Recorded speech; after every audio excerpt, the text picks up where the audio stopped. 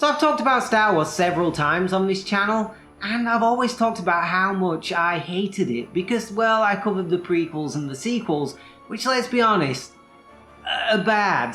And, well, you know, I love Star Wars. I have a house full of Star Wars toys.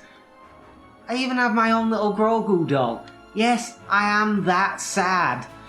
And so I thought it was about time that I talked about some Star Wars that I actually enjoyed. And Andor is that. It isn't just great Star Wars, this is great TV. And there are three things that I want to talk about here. Number one, my biggest problem with most of Star Wars. Number two, why Andor is great. And number three, why is nobody watching this?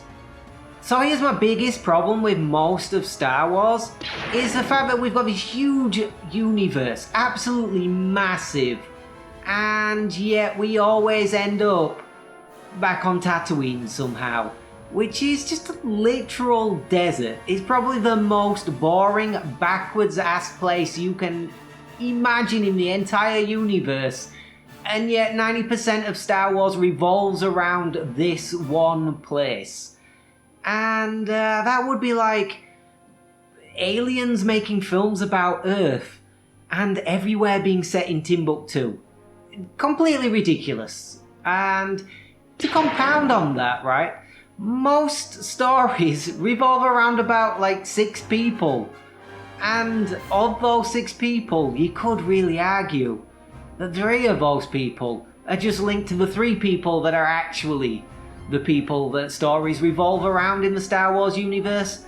And those are Anakin, Luke, and the Emperor. That's it. That's all you get. There's billions of people that you could write stories about. There's billions of people that you could have as the star of your show. But when it comes down to it, 95% of Star Wars revolves around those 3 characters. And that's your lot. And as I said, of the hundreds, maybe even thousands of planets in the Star Wars universe, we always end up on Tatooine. So why has Andor been great? Well, so far, we haven't had any legacy characters. Okay, a little bit of a spoiler, not really, but the end credit scene, we did have a legacy thing, which wasn't too shocking because this is actually a prequel to a prequel spin-off movie. But so far, all of the characters have been fairly original, other than the one main character, who, as I say, was a secondary character in a spin-off movie that we've already seen. But he was an original character for that movie, so we haven't seen any of the legacy, original, OG Star Wars characters yet. I know that they are not going to be able to help themselves, and they are going to ruin it in Season 2, probably, by having legacy characters up the wazoo. Added to that, we've had way more planets than usual. Okay, a lot of it has been on Ferrex, which, admittedly, is a little bit like Tatooine. It's a desert mining town, I guess. But we have been to various other planets. There's been like a forest planet. There's the main planet, which I always forget. The one at the center of the universe where the Senate sits. And several other places. And that's more than we usually get. So that's great. Added to that is the 70s retro futuristic aesthetic that they have dressed the sets up as. Oh my god, it is glorious. The costumes, everything is perfect. I love this. The world is perfect. It is just brilliant. It feels so much like Star Wars. I just can't get enough of it. And I really hope that they keep on with this sort of retro futuristic aesthetic for series going forward, because this is just perfect, and it has really, really, really brought me into the world more than any other show I think that they've done so far. The story is actually great, which really surprised me because this is, as I said before, a prequel to a spin-off prequel. And prequels usually aren't that great, so my expectations were set too low. But this has been fantastic. Not only is this brilliant Star Wars, showing how the Empire took control of the universe and how people reacted to that.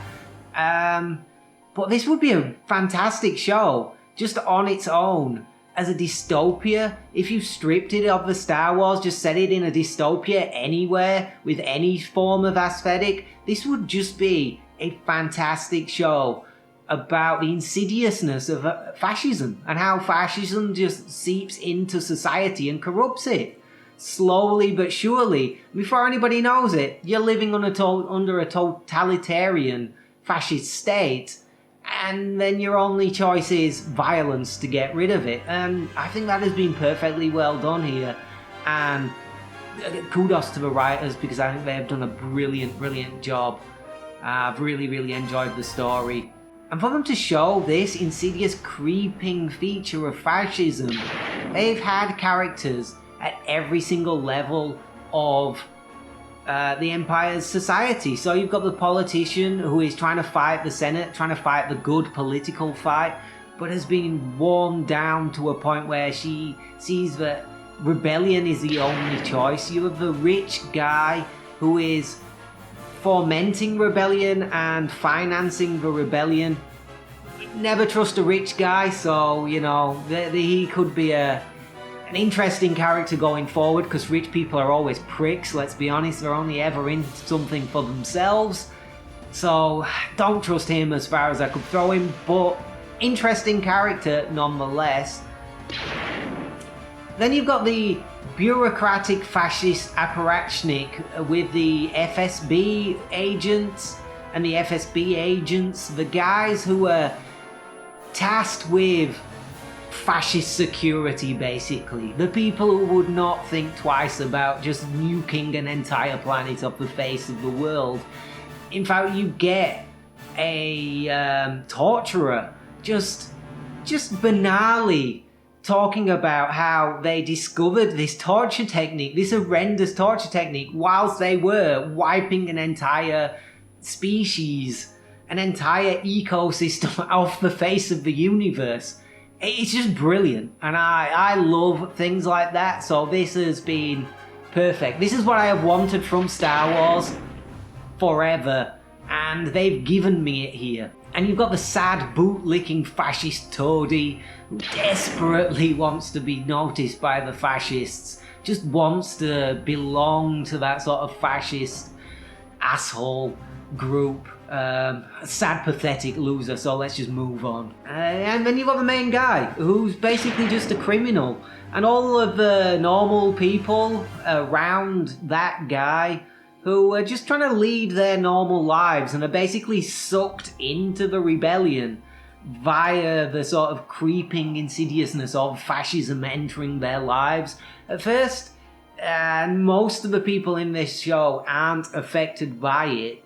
And then as the show goes on, it gets more and more until they are totally under the boot of the Empire and the Emperor, and they're left with no choice other than violence by the time that you get to the last episode. And as I already said, this would just be a great TV show, even if it wasn't set in Star Wars. If this was just a normal TV show about fascism, set in another dystopia somewhere on Earth, anywhere, this would just be brilliant, because the writing is great, and I think this is the best Star Wars we have had from Disney. So why is nobody watching this? So yeah, this makes the fact that nobody is watching this even more surprising, because as I said, I think this is the best Star Wars Disney have given us to date. Alright, Mandalorian Season 1 is maybe up there, but I think I've enjoyed Andor more. I think it's better written, I think the aesthetic is better, but the viewing figures for this are terrible. And I've got a few theories on why that is. Number one, it's a little bit slow. But that's kind of necessary, because you've got to build the world, you've got to introduce all of these characters. As I say, you've got like 8 or 9 main-ish characters to this story who are all integral to the story, because they're telling different parts of the layer of society and how that they are affected by the Empire and the Emperor's decrees and the ever-encroaching fascism into life. So it's necessarily quite slow, but added to that, right, there isn't any hook for your casual fan. So my wife started watching this with me. She really enjoyed Boba Fett. She really enjoyed Mandalorian, and she really enjoyed the last one about Anakin and Obi-Wan Kenobi. I've forgotten what that was called. I think it was Obi-Wan. Because she really enjoyed Leia, and she really enjoyed, Grogu. There's nothing of that in this. So hook those sort of casual fans in, trick them into watching Star Wars, basically. There's nothing there, especially in the first few episodes, that hook those casual fans. So they're probably going to watch episode 1, much like my wife, think, nah, this isn't for me, and bail. Poor marketing. I didn't even know that this was out until 4 episodes in. So I just binge watched the first episodes, was completely hooked because this is exactly my bag. Also, coming into this, all I had ever seen in media and on Reddit and on forums, etc., were people saying, oh god, why the hell do we need Andor? What the hell is this? This is a joke. Just piss off, Disney. This is just stupid. You're just giving us things that nobody really wants. And I think that kind of does work on people, because people have just gone into it thinking, why do we need this? Then you watch episode 1, it's a little bit slow. Episode 2, again, a little bit slow. Nothing to hook you in. And sod it, I'm just going to stop watching. And I think added all to all of those things, kind of has a poor elevator pitch, right? By that, I mean this.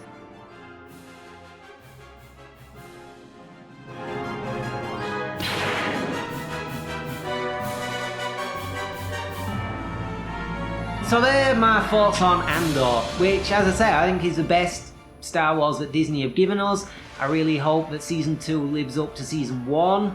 And I recommend you go and watch this. It's on Disney+, it's brilliant.